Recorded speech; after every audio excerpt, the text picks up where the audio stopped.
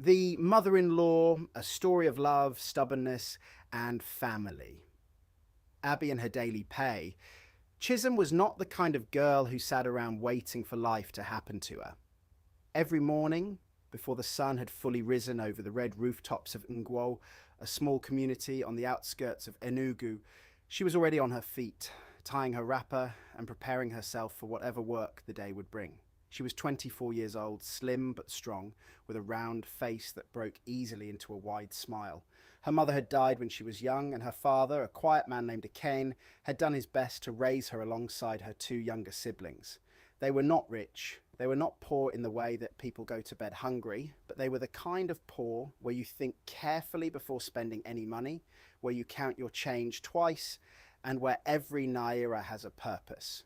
Chisom had finished her secondary school education and spent 2 years after that doing piecework for people in the neighbourhood. She washed clothes, swept compounds, fetched water, cooked for elderly people who lived alone, and ran errands for traders at the Ngwo market. She called this her daily pay because every task she completed meant money in her hand that same evening. She was not ashamed of this work. She told herself, and anyone who cared to listen, that honest work was better than sitting idle or depending on the man for everything. Her father had taught her that. Her body was capable, her hands were strong, and her mind was sharp. She was waiting for something better, something that would give her a permanent income. But while she waited, she would not starve and she would not beg. It was during one of her regular trips to fetch water for Mama Adaeze, an elderly widow who lived at the end of their street, that she first properly met Obiora. Obiora, the son, Obiora. Eze was 32 years old, and he had come back to Ngwo after spending 5 years in Lagos trying to build a life for himself. He had gone with ambition and returned with experience, but not much money. He was tall, with a narrow face and the kind of easy walk that made people turn to look at him. He was charming when he wanted to be, funny when the situation called for it, and stubborn when no one was watching. His mother, Mama Adaeze, Eze, was the most important person in his life, and also in many ways the most difficult. She was a woman who had strong opinions about everything and was not afraid to share them loudly. She had raised Obiora alone after his father passed away when Obiora was 12, and she carried that sacrifice like a flag she waved in every argument. "I raised this boy alone," she would say to anyone who would listen. "I carried him, I fed him, I sent him to school with my own two hands. So when it comes to his life, I have a say." Nobody argued with Mama Adaeze, at least not successfully. She was a tall, broad-shouldered woman with a loud voice and a sharp tongue. She could find fault in anything and anyone if she looked hard enough, and she always looked hard enough.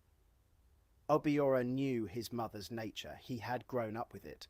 But he also knew that beneath all that hardness and noise, she loved him completely. The problem was that her love had boundaries in it, conditions and requirements that she never wrote down but always enforced. When Obiora returned from Lagos and settled back into their family compound in Ngwo, his mother's first question was not about his health or his plans. It was, "When are you going to bring a proper wife into this house?" Obiora laughed it off the first time. By the fourth time she asked within the same week, he had stopped laughing. First meeting, the first time Obiora saw Chisom properly, she was carrying 2 large buckets of water on a wooden tray balanced on her head, walking with the careful steadiness of someone who had been doing this for years. He was standing outside their compound talking to his friend Emeka when she walked past. "That girl," Emeka said, nodding in her direction. "She works hard. I see her every morning before I even brush my teeth." Obiora watched her walk past. She did not look at him.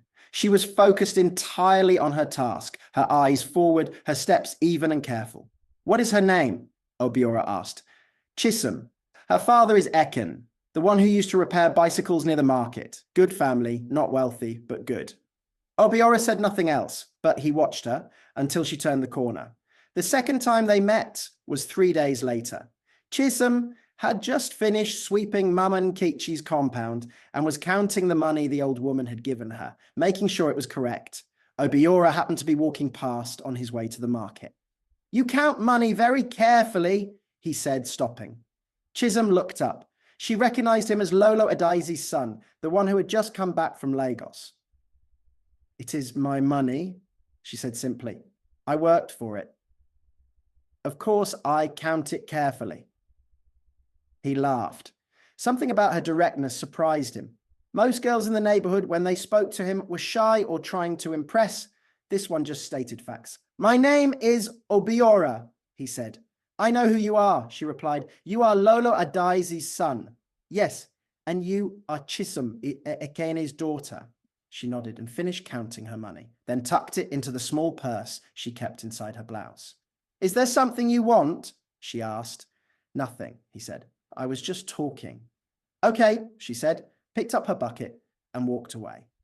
Obiora stood there watching her go, with a smile on his face he did not even know was there.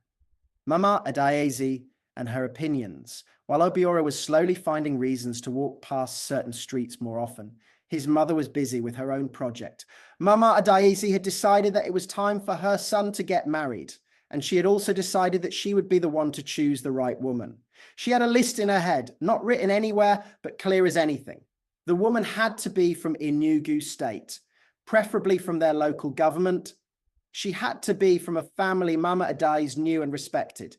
She had to be hardworking, but not too educated, because in Mama Adaeze's experience, very educated women were too proud and would not submit properly. She had to be fair in complexion, but not too fair, because very fair-skinned women were delicate and could not do farm work or heavy cooking. She had to be young, respectful, quiet, and willing to put the husband's family first. Mama Adaeze had already identified someone. Her friend Nkechi, who lived in the next street, had a daughter named Ugochi. Ugochi was 26, had finished secondary school, was not working anywhere in particular, and according to Mama Adaeze, was exactly the right kind of girl. She was soft-spoken, always greeted elders properly, and had never been seen causing any kind of trouble. Mama Adaeze spoke to Obiora about Ugochi one evening while they were eating dinner. "I want you to meet Nkechi's daughter," she said, putting more soup into his bowl without asking if he wanted more. "She's a good girl. From here, you know her family." Obiora chewed his food slowly. "Mama, I am not ready to just meet someone because you have decided." "Ready?" Mama Adaeze put down her spoon. "Obiora, you are 32 years old. When will you be ready? When you are 50, when I am in my grave."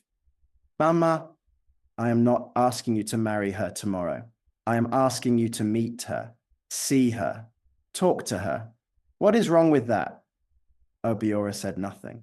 He knew from experience that silence was the best response when his mother was in this mode. "You will meet her," Mama Adaeze said, picking up her spoon again. "I have already told Nkechi you are interested." Obiora closed his eyes briefly. "Mama, you told her I am interested before even telling me." "I told her my son is ready to settle down. That is the same thing." Obiora pushed his bowl aside and got up from the table. Obiora had a younger sister named Neka, who was 28 and still living in the family compound. Neka was sharp-tongued, fiercely loyal to her brother, and deeply suspicious of any woman who came near him. She had her reasons. Twice before, Obiora had brought women home. The first was a girl from Ulka named Adaora, who had seemed nice at first, but turned out to be seeing another man at the same time. The second was a trader from Onitsha named Amaka, who, Neka claimed, had only been interested in Obiora because she thought their family had money. Both relationships had ended badly, and Neka had been the one to comfort her brother both times. So Neka was protective, perhaps too protective. She watched every woman who spoke to Obiora with narrowed eyes and a ready list of faults. She and her mother agreed on very little in life, but on the subject of women, for Obiora, they were sometimes aligned. When Neka heard that Obiora had been spotted talking to Chisom, the girl who fetched water and did house chores for pay, she was not pleased. "That girl," Neka said to her friend Adaeze, a different Adaeze, her age mate from their street, while they sat peeling egusi one afternoon. She does not even have a proper job. She fetches water for people. Is that what my brother wants to marry? Her friend shrugged. She's a hardworking girl, Neka. People say she has a good character. Good character, Neka repeated, as if the words tasted strange. My brother needs someone with ambition, someone with status, not a water carrier. You sound like your mother, her friend said. Neka went quiet at that, because being told she sounded like her mother was, to her, an insult. The money problem. Neka had a habit of leaving her handbag on the parlour chair when she came home from the market, and Obiora had a habit of taking money from it when he needed something small. This was an old arrangement between them, informal and never spoken about clearly, but Neka always noticed and always expected to be paid back. One afternoon, Obiora went into the parlour, took 10,000 naira from Neka's bag and went to the market. He came back with provisions for the house, a wrapper he had bought for Chisom at the market because he had seen her admiring it 2 weeks earlier, and 8,000 naira change. He spent the 2,000 naira change on suya near the market gate, eating it with a maker while they talked about football. When Neka came home and opened her bag, she counted immediately. She always counted. Obiora, she shouted from the parlour.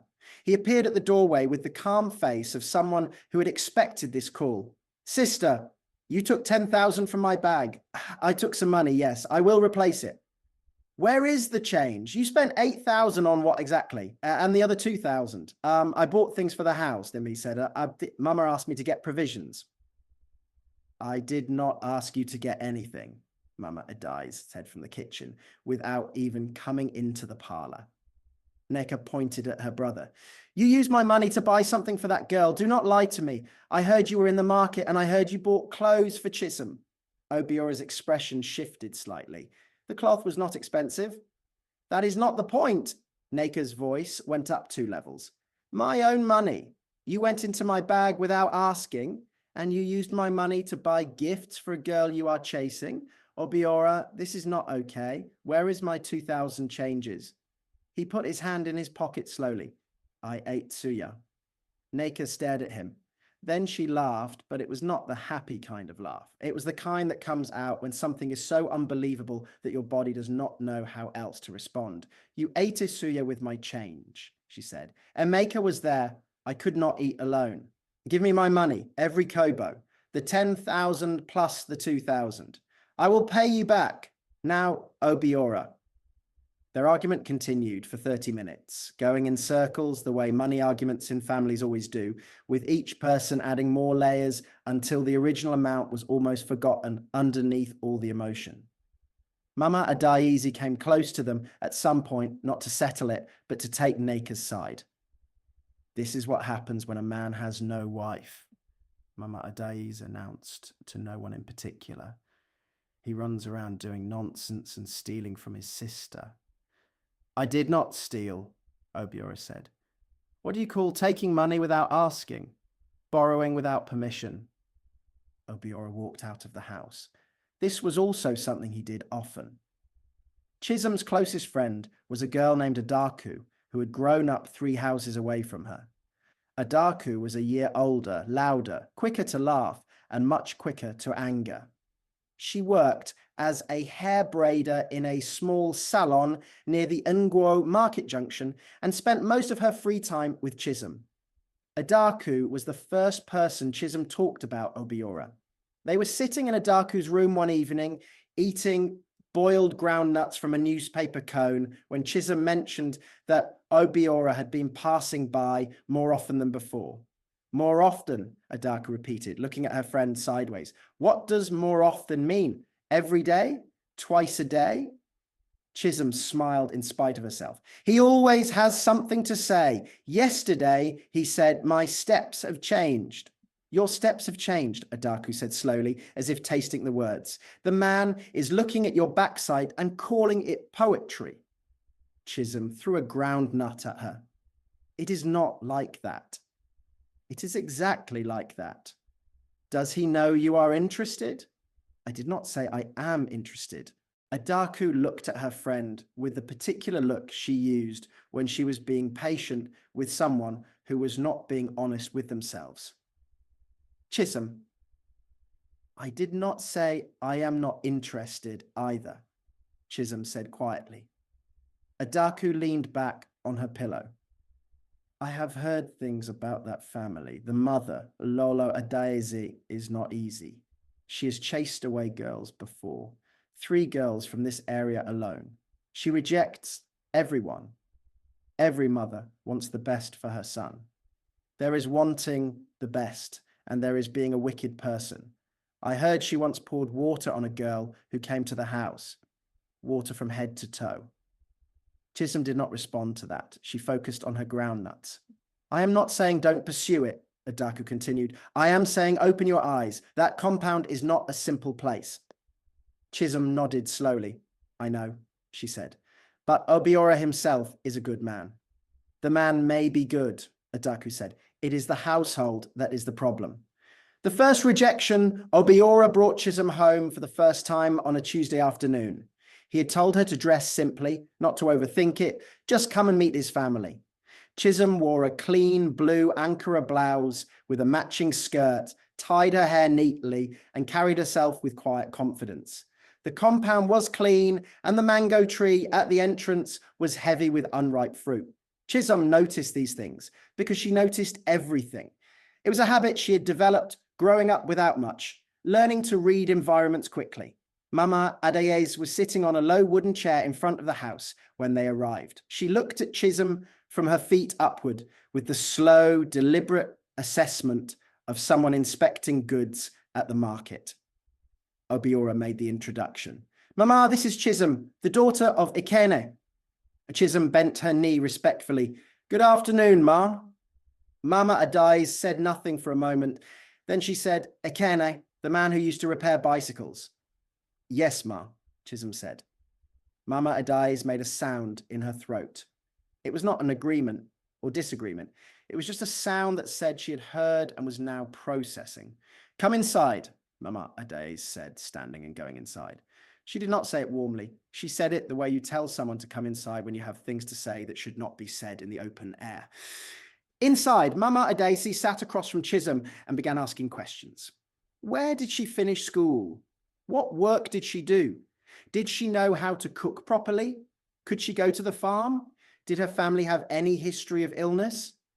Chisom answered each question calmly and honestly.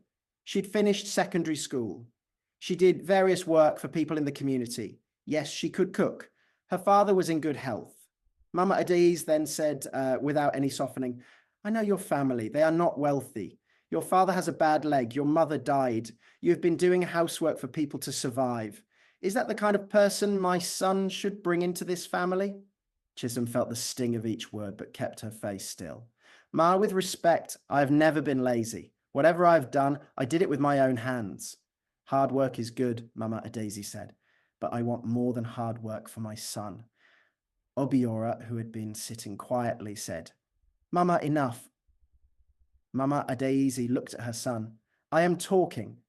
You have been talking since we sat down, and everything you have said has been to insult her. Mama Adaeze stood up. I am not insulting, I am assessing. This is my house and my son. I have the right to assess. She walked toward the kitchen. At the doorway, she turned and said, This one will not work. Then she went inside. The room was quiet. Chisom sat very still with her hands folded in her lap. Obiora looked at her, his face showing a mixture of anger and shame. I am sorry, he said quietly. Do not apologize for your mother, Chisom said. She said it without emotion, but her jaw was tight. I am not apologizing for her. I am telling you that what she said was wrong. They sat in silence for a while. Then Chisom got up, thanked him quietly, and left. Outside the compound, she did not cry. She was the kind of person who processed pain inward, quietly, like water going underground. She walked home with her head straight and her steps even, and she thought about what Adaku had told her. Neka and her anger. When Neka heard that Obiora had brought Chisom home, she went to find her friend Adaku. This was a different purpose from Chisom's friendship with Adaku. Neka wanted information, and she also wanted to vent. Can you imagine, Neka said, sitting in Adaku's salon while Adaku braided a customer's hair? He brought her here, to our house, just like that, without even discussing it with me or our mother. He discussed it with your mother, Adaku said carefully. You said your mother talked to her. Talked to her like she wanted to accept her. No, Mama rejected her, which is the right thing. Adaku paused in her braiding. Neka, why do you dislike Chisom? She has not done anything to you. She is chasing my brother. Your brother is chasing her. She's encouraging it. Adaku shook her head and continued braiding. Your brother is 32 years old. He is allowed to chase a woman. Not any woman, not a water carrier, not someone whose father has a bad leg and whose family has nothing. Neka. Adaku's voice was firm. Listen to yourself. Chisom is a good person. She works hard. She has character. What exactly is wrong with her? I have told you. You have told me she's poor. Is that a crime? Neka stood up. When Obiora marries the wrong person, it is this whole family that will suffer. I am protecting my family. Adaku said nothing more. After Neka left, her customer, a woman with half her hair braided, looked at Adaku in the mirror. That one has problems, the customer said quietly. Adaku just tied the next braid. Obiora makes his decision 3 months after the first visit. Obiora had made up his mind. He had been spending time with Chisom almost every day during those months. They talked for hours. He watched how she handled difficult customers when she worked. He saw how she spoke to elderly people with respect. He watched how she managed her small income with intelligence, planning each expenditure before making it. He had not brought anyone home again during those months. His mother had continued to push Ugochi, Nkechi's daughter, in front of him at every opportunity. She had invited Ugochi for dinner twice without telling Obiora, and both times he had eaten the food politely and said nothing. His mother saw this as progress. She told her friend Nkechi that things were moving well. She began talking about which month would be good for an introduction ceremony. Obiora let her talk. He was planning something else. One evening, he sat his mother down in the parlor and told her clearly, Mama, I am going to marry Chisom. Mama Adaeze's face went through 3 expressions in quick succession: surprise, disbelief. Then the slow building anger of someone who has been told something that violates everything they believe. You will not, she said. I have made my decision. You are my son and you will listen to me. That girl, Mama, I am 32 years old. I have listened to you my entire life. I have done everything you asked of me. I am asking you now, please, to allow me to make this decision. She's not the right person for you. She's exactly the right person for me. Her family has nothing. I am not marrying her family. I am marrying her. Mama Adaeze stood up over my dead body. Mama, please do not say that. I said what I said. She went into her room and closed the door. Obiora sat alone in the parlor for a long time. He could hear his mother inside her room, the sound of things being moved around, which was what she did when she was angry and had nowhere to put the anger. He knew she would not sleep well that night. He also knew he would not change his mind. Mama Adaeze goes to the city. Obiora worked in Enugu city, in a small logistics company that his friend had helped him get into when he returned from Lagos. He had rented a 2-room apartment in New Haven, which was not far from the office. Most weekdays he slept in the city and came back to Ngwo on weekends. Chisom had visited him in the city twice, and both times things had been simple and good. She had cooked, they had talked, and she had gone back home before dark because that was the kind of woman she was. When Mama Adaeze discovered that Chisom had been visiting her son in the city, she made a decision. She would go to the city herself. She would go and see what was happening under her son's roof, and she would deal with the situation personally. She brought Neka with her. She said she needed company, but the real reason was that she wanted someone on her side. They arrived at Obiora's apartment on a Thursday afternoon without calling ahead. Obiora was at work. Chisom was there, sitting in the parlor watching a film because she had planned to cook for Obiora before he returned from the office.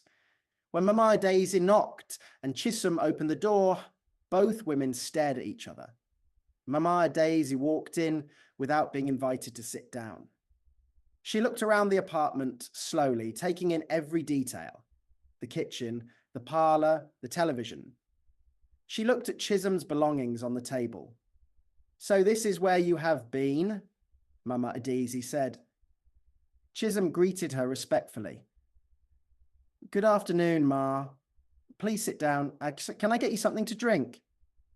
"I did not come here for water," Mama Adaeze said. "I came here to see what is happening in my son's house." "Nothing bad is happening here, Ma," Chisom said. "Then what are you doing here?" "I came to cook for Obiora. My son has a mother," Mama Adaeze said. "I can cook for my son. He does not need you here." Chisom stood quietly and said nothing. Neka was looking around the apartment with sharp eyes. "Where is the washing machine?" she said suddenly, as if she'd been inspecting an inventory. "It is in the kitchen, beside the—" Chisom started. "I'm asking the apartment, not you," Neka said. Chisom blinked. She kept her voice even. "It is in the kitchen." The afternoon did not improve. Mama Adaeze sat in the parlour and gave a steady flow of observations, complaints, and judgments. She said the apartment was not clean enough. She said the curtains were dusty. She opened the refrigerator and said there was not enough food. She asked Chisom whether she knew how to make proper ofe onugbu or whether she just boiled plain things without taste. She said her son deserved better. Chisom moved around the kitchen, cooking, and answered questions when they were directed at her, but she did not argue. Adaku had told her to be patient. Her father had told her that a woman's strength is shown in how she handles difficult people, not in how loudly she shouts back. When Obiora came home that evening and saw his mother and sister in his apartment, his expression said everything. "Mama," he said carefully, "I was not expecting you." "I do not need to give you warning to visit my own son," she said. The evening was tense and long. Mama Adaeze made it clear that she would be sleeping in the apartment that night. Obiora could not argue his mother out into the night. He arranged for her to sleep in the second room, and Chisom, understanding the situation, said goodnight and went home. The water incident: the next morning, Mama Adaeze woke up early.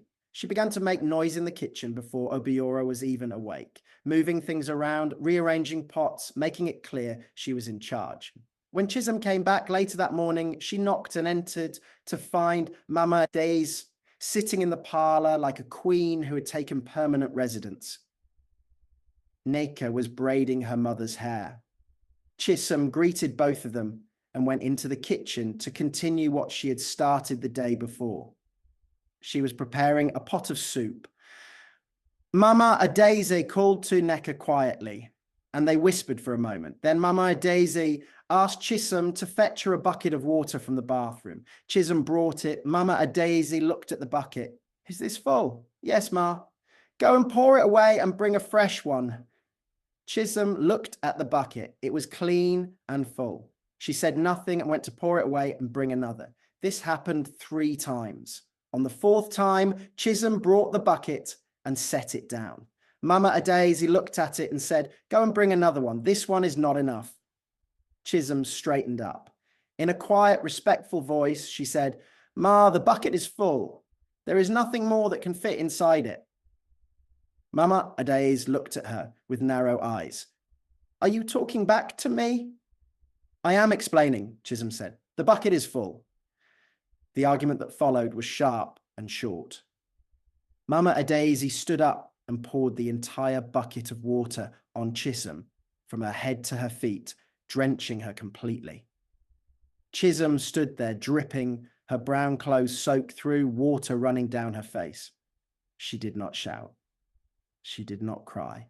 She looked at Mama Adaeze with steady eyes, picked up the empty bucket, and walked to the bathroom. Neka watched all of this, said nothing. When Obiora came home that afternoon and heard what had happened, he was furious in a way that frightened even his mother slightly. He did not shout. He went very quiet instead, which was worse. "Mama," he said slowly, "you poured water on her." "It is my water," Mama Adaeze said. "It is my apartment, and that is the woman I am going to marry. If you cannot treat her with basic respect, Then I must ask you to go back to Ngwo. The silence after this was the longest silence in that apartment's short history. Mama Adaeze picked up her wrapper and tied it tightly. If you are choosing that girl over your own mother, I am not choosing anyone over you, Obiora said. I am telling you that pouring water on people is wrong. That is all I am saying. I will go, Mama Adaeze said. I will go, but do not bring that girl to my house. Do not let her step foot in my compound in Ngwo. She collected her things and left that same evening with Neka behind her. The plot of Mama Adaeze back in Ngwo, Mama Adaeze did not rest. She went to her friend Nkechi and made a formal arrangement. Ugochi, Nkechi's daughter, would be brought to Obiora's apartment in the city with a story that Obiora had sent for her. Nkechi would tell Ugochi that Obiora had agreed to meet her properly. The plan was for Ugochi to be there when Obiora came home, to cook for him, to appear domestic and willing, and to make him reconsider. Nkechi agreed to this plan without much difficulty. She wanted her daughter settled, and Mama Adaeze was a persuasive woman. What Mama Adaeze did not know was that Adaku had a cousin who lived in the same street as Nkechi and heard the conversation through a window that was not fully closed. Adaku found out. She called Chisom on the phone and told her. Chisom listened to everything. Then she said, "Let them come. I am not going anywhere." Ugochi came to the apartment on a Friday morning. She was a light-skinned woman with a round face and a ready smile. She came with a bag of provisions and a story about how Mama Adaeze had said Obiora needed company. Chisom opened the door. Ugochi looked at her. Chisom looked at Ugochi. "Good morning," Chisom said. "Can I help you?" "I am Ugochi," she said. "I was told to come here by Mama Adaeze." "I know who you are," Chisom said. She stepped aside. "Come in." Ugochi came in and sat down carefully. She looked around the apartment with the eyes of someone assessing whether they could see themselves living there. "Obiora is at work," Chisom said. "Did you call him?" "Mama Adaeze said he would be expecting me." Chisom sat down and looked at Ugochi calmly. "Let me be honest with you," she said. "Obiora did not send it to you. This was arranged by his mother. I do not believe you knew that fully." Ugochi's expression shifted. "You are not a bad person," Chisom said, "but I want you to understand the situation clearly so that you do not waste your time and I do not waste mine." Ugochi sat quietly for a long moment. Then she let out a breath. "Mama Adaeze told my mother that things were moving forward with Obiora and me, that he was ready to see me properly." "He is ready," Chisom said, "but he is ready to see me. We are already in a relationship." Ugochi looked at the floor. Then she looked up. "I did not come here to cause trouble." "I know," Chisom said. When Obiora came home and found Ugochi there, he understood immediately what had happened. He was polite to Ugochi, offered her food for the road, and called his mother. The phone call with his mother lasted 20 minutes and was conducted in a low, controlled voice that still managed to carry through the thin walls of the apartment. When he was done, he came back into the parlor and sat down. Ugochi had already made her excuses and left. "This cannot continue," Obiora said. "No," Chisom agreed. "It cannot. I am going to marry you," he said, "whether she agrees or not." Chisom looked at him steadily. "I want her to agree, Obiora. I do not want to start a marriage in war." "I know," he said. "I know you do." The talk between women. It was Adaku who had an unexpected idea. She came to Chisom one morning with a thought that had been forming slowly for several days. Has anyone actually sat down and spoken to Mama Adaeze, not to fight, not to defend, just to talk to her like one woman to another? Chisom looked at her friend. "I have tried." "You have tried in Obiora's presence, which means she's performing for her son. I mean one-on-one, you and her alone." Chisom thought about this. She shook her head slowly. "She will not listen." "You do not know that. The woman is not evil. She's afraid. She's afraid of losing her son. She's afraid of another woman taking the place she's occupied in his life for 30 years. That is a different problem from just bad character." Chisom said nothing for a while. "Go to her in Ngwo," Adaku said, "without Obiora. Go alone. Respect her. Tell her the truth, not what she wants to hear, the actual truth. Chisom went the following Saturday. She arrived at the Ngwo compound on a morning when Mama Adaeze was in her small kitchen garden, pulling out weeds near her row of ugu plants. Chisom greeted her from the gate and came in. She did not wait to be invited. Mama Adaeze looked at her with surprise that quickly turned into something harder. What do you want? To talk to you, Ma, Chisom said. Alone, without Obiora, without Neka. There is nothing to talk about. Please, Ma, Chisom said. 5 minutes. Then if you still want me to leave, I will go, and I will not come back. Mama Adaeze looked at her for a long moment. Then she wiped her hands on her wrapper and walked to the bench under the mango tree and sat down. She did not invite Chisom to sit, but she did not tell her to stand either. Chisom sat on the low step of the veranda, just below where Mama Adaeze was sitting. Ma, she said, I know you do not want me for your son. I know you think I am not good enough. My family is not wealthy. My father repairs bicycles. My mother is gone. I have been doing housework to survive. I know all of these things about myself. I am not ashamed of them. Mama Adaeze said nothing. But I want to tell you one thing, Chisom continued. The way Obiora speaks about you, even when you have made him angry, even when you have done things that should make him turn away from you, he still speaks about you with love. He defends you. He explained it to me. He says, my mama is difficult, but she loves me. That kind of thing, Ma, that does not come from nowhere. You have given that man something strong. Mama Adaze's face did not change, but something around her eyes shifted. I am not here to take your son away from you, Chisom said. I am here to be beside him, the same way a wife is supposed to be. I cannot replace you. I do not want to replace you, but I want to be in your family, not fighting against it. Silence sat between them like a third person. When I was working to survive, Chisom said quietly, I used to pray that I would find someone to build a life with, not because I was desperate, but because I believed in family. I believe that the people who love each other should find each other. That is all. She stood up. I have said my 5 minutes. Thank you for listening, Ma. She bent her knee. Good morning. She walked to the gate. She had almost reached it when she heard Mama Adaeze's voice behind her. That girl Ugochi, Mama Adaeze said. Her mother and I have been friends since we were young women. Chisom stopped but did not turn around. I was not choosing Ugochi because she is better than you, Mama Adaeze said. I was choosing her because I already know her family. I am afraid of the unknown. Chisom turned now. Mama Adaeze was still sitting under the mango tree, looking at her garden. That is understandable, Ma, Chisom said. It does not mean I was right, Mama Adaeze said. Not to Chisom exactly, more to the garden, or to herself. Chisom walked back to the bench and sat down on the step again. Neither of them spoke for a while. And for the first time since this whole story began, the silence between them was not full of hostility. While all of this was happening, Neka had her own drama to manage.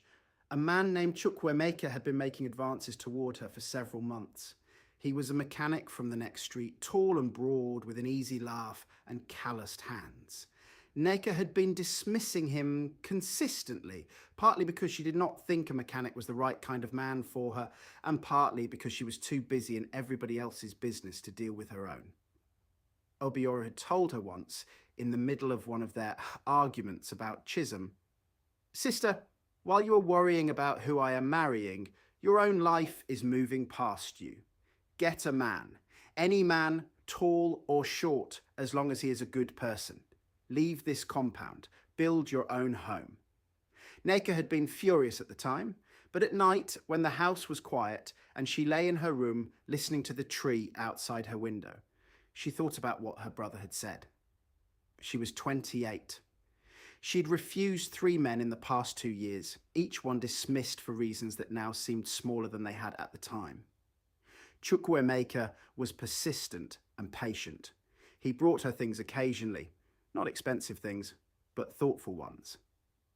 Once he brought her a small bag of cashew nuts from the market, because he had heard her tell a friend she liked them. Once he fixed the hinge on their compound gate without being asked, saying he noticed it was making noise. Neka began to soften without fully admitting it to herself. This had no direct connection to Obiora's story, except that when a person is busy falling in love themselves, they become less interested in stopping others from doing the same. The introduction, with Mama Adaeze's slow and grudging movement toward acceptance, and with Obiora's patience holding steadier than anyone expected, the family began to make plans. The introduction ceremony, in which Obiora's family would formally visit Chisom's father Ekene to announce their intentions, was set for the last Saturday of November. This was the proper way of doing things in Enugu, and Obiora wanted to do it properly. Mama Adaeze participated in the planning. She did not do it happily, not at first, but she did it. She helped to prepare the kola nut that would be presented. She helped to select the wine that would be brought. She gave her opinion, as she always did, on everything. But her opinions were now about logistics rather than whether the marriage should happen. Neka was also present for the planning meetings. She had not fully made peace with Chisom, but something had softened between them. At one of the planning sessions, Chisom asked Neka to help her choose a style for her Aso Ebi fabric. And Neka, after a moment's hesitation, sat down and genuinely engaged with the question. "This one," Neka said, pointing to a blue and gold combination. "It will suit your skin. Don't wear the orange one. The colour is too loud." Chisom looked at her. "Thank you." Neka shrugged and went back to her phone, but the beginning of something better was there. Chisom's father, Ekene, was a quiet man with a walking stick and a mind that had been sharpened by years of difficulty. He was not educated beyond primary school, but he had a quality of understanding that made young people want to speak to him. When Obiora came to the compound before the formal introduction to sit with a cane as a matter of respect, the two men talked for 2 hours under the old avocado tree at the edge of the compound. Obiora told him about his time in Lagos. He talked about his plans for the logistics business and what he hoped to build in the next 5 years. He talked about Chisom, not to persuade Ekene, but simply because when he started talking about her, it was hard to stop. Ekene listened to all of it. Then he said, "My daughter has suffered, not in a way that broke her, but in a way that built her. She knows how to manage difficulty. She knows how to keep moving when things are not easy. If you are someone who needs peace in your home and a woman who will stand beside you rather than behind you, then you have found the right person." He said nothing else about it. He poured Obiora palm wine from a gourd, and they talked about football for the rest of the afternoon. The wedding day, the traditional marriage, took place on a Saturday in late November in Ekene's compound in Ngwo. The compound had been swept 3 times. Banana leaves and fresh palm fronds decorated the entrance. Women from the neighborhood came with food and noise and color. Drums were brought from 2 streets away. Chisom wore a red and gold ISA Agu wrapper with gold jewelry that Adaku had helped her choose at the Ogbete main market in Enugu city. Her hair was done high, and she walked in the way that women walk when they know they look well and are carrying happiness they cannot entirely contain. Mama Adaeze was dressed in matching Isi Agu with the rest of Obiora's family, in a deep wine color. She sat in the place of honor given to the mother of the groom, and she played the role correctly. She was not warm, not yet, but she was present and she was proper. And for someone who had been threatening fire and disaster just 4 months earlier, this was a kind of progress that everyone noticed.